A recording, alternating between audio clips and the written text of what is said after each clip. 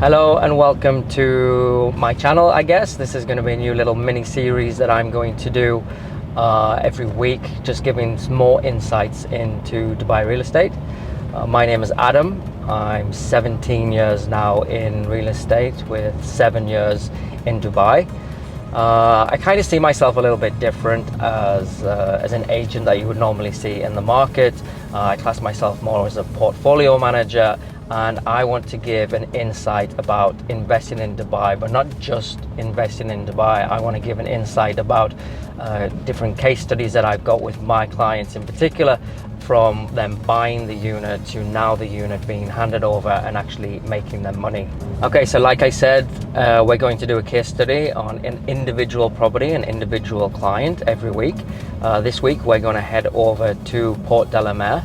It's a fairly new community by Meraas, and my client purchased a 1-bed here back in 2021 off plan.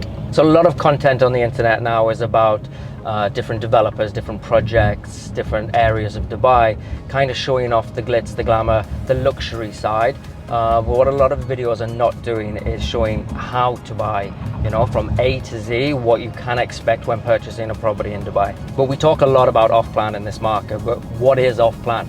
If we think about Dubai as a relatively new city, that most of the projects that are released are brand new. When we look at, especially where I'm from in the UK, a lot of the properties are older. You know, you might have properties that are 100, 200 years old. So purchasing a property off plan, ultimately you're purchasing a piece of paper. This is the title deed on the property that we're going to, and it'll tell me here that this property was purchased in 2021 from Meraas developer at 1.8 million dirham. So every property in Dubai, whether it be an off-plan unit or a secondary ready unit, is subject to 4% DLD fee. DLD is Dubai Land Department, and that's ultimately the tax that you pay on a property. So let's say this property at 1.8, we had to pay 72,000 to register the property with Dubai Land Department. So that takes our price up a little bit higher. So later when we see the property and I delve a little bit deeper into the numbers, we'll have to take that into account when we're working out the return.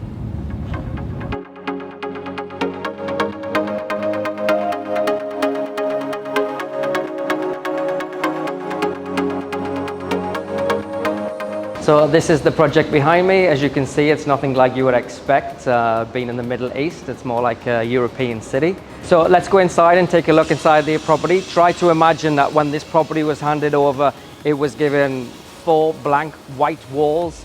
A lot of the developers here do not give fully furnished apartments. So this is what we need to look at in order to maximize the return. Okay, so now we're in the property. I want to talk a little bit about the process from 2021 when we purchased the unit to where we are right now. So now we're in 2025. It was a 4-year construction period time. That gives the developer the chance to develop the community, build all of the apartments here, get all of the infrastructure ready. And within the 4 years, we will touch a little bit on the payment plan. So 4 years of making consecutive payments to get up to that 70% that we spoke about earlier. I'll attach the payment plan here so we can see the breakdown. But typically, Meraas as a developer will do this type of payment plan, but all developers will do slightly different variations. We can get some 80-20, we can get some 20-80. You know, every developer is doing completely different things to attract buyers to the market now. How we do this is we manage the cash flow. So when I pitch this product to a client, I say you're going to need X amount of money per year up until the completion period. So let's take it back a little bit. 2 months ago, to be precise, the developer called and said that the unit is ready for handover. So what we did is we paid the extra 30%, which is part of the payment plan, and then we were invited to do snagging. So normally with apartments like this, I come along, I do the snagging, and I just point out any defects that the developer might have missed. With every property in Dubai, when you get it from the developer, you get a 1-year guarantee period anyway. So anything that goes wrong in terms of cracks, let's say the tap's not working, the lights are not working, the developer will come and they'll repair that free of charge. So a conversation that every consultant needs to have with the client, especially investors and especially overseas investors, is the exit strategy. This is a conversation I don't see happening enough in the market. So for this particular unit, the exit strategy is to keep the unit, in fact, and we're going to put it short term. So short term meaning holiday homes, and we're targeting clients who are here maybe on vacation, or residents who want to book the unit for either one night, 1 week, 1 month. So a benefit of a company like a company that I work for is that we have everything under one roof.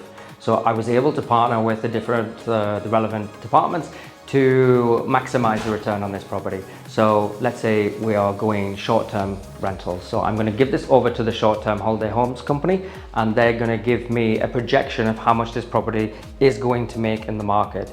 First of all, I'm going to give it to the design and fit out company so they can have a consultation with the client, they can design the unit, and they can fit it out and ultimately get a property that looks like this.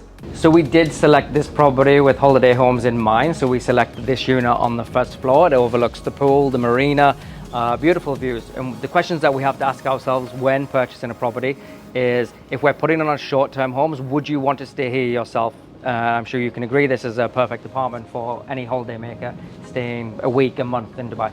So let's look into the numbers, the important part for any investor. I wrote them down here on my trusty sheet.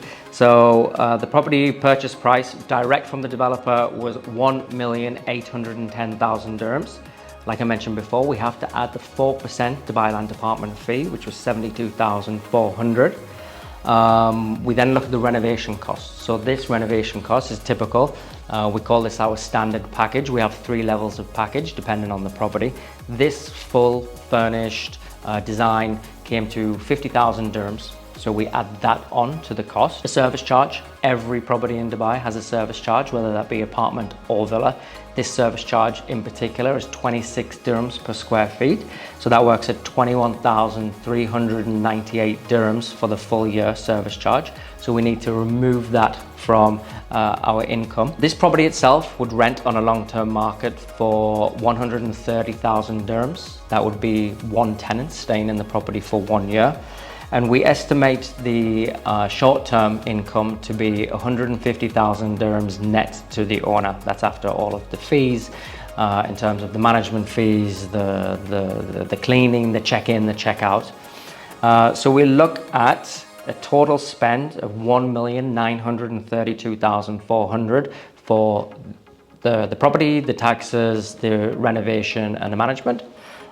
We then divide that by the 150,000 minusing off the service charge, which gives us a total net return of 6.6% annually. So I do understand that's a lot of information to take on board, especially if you're new, just looking about investing in Dubai, and you're seeing a lot of information, you're seeing all these brightly colored and jazzy videos about new projects. So a couple of take homes to consider. Think about your exit strategy, think about what you're doing. There's a lot of agents at the moment talking about purchasing a property and then flipping it after 6 months. In my opinion, that market's dead. It's gone now. We can see properties staying on the market for a lot longer than they used to. There's a lot more developers bringing stock to market. So for me, that option is not an option. We need to look at purchasing a property. If it's off plan and we're keeping it until the handover, yes, you do have that potential of flipping it once it's handed over, but we need to look at things like long-term versus short-term rent. And you need to understand the finances. What you see on that picture of 1.5 million dirhams is not what you're ultimately going to be paying. So I am a property manager by trade. I'm not an agent. I'm never going to try and sell you something just for the sake of it. So if you are looking to have a slightly different conversation about how I can help you invest here in Dubai for the first time or again, you can drop me a message, you can give me a call. I'll leave the details here, and I'd like to meet you.